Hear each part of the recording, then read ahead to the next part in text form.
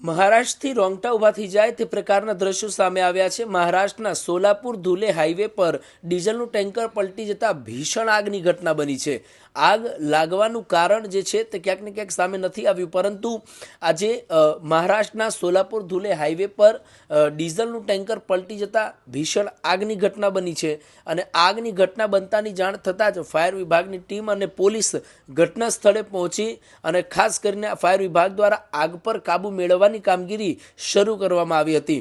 Fire વિભાગના જમો જહેમત બાદ આગ પર કાબૂ મેળવી લેવામાં આવ્યો હતો, પરંતુ આ ઘટનાની અંદર કોઈ પણ પ્રકારની જાનહાનિ થઈ નથી અને આગ લાગવાનું કારણ અકબંધ છે।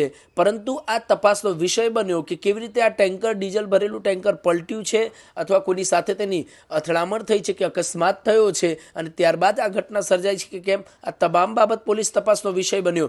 પરંતુ મહારાષ્ટ્રના સોલાપુર ધુલે હાઈવેથી આ ભીષણ આગની ઘટના સામે આવી, જ્યાં ડીઝલનું ટેન્કર પલટી જતાં ભીષણ આગ લાગી હતી।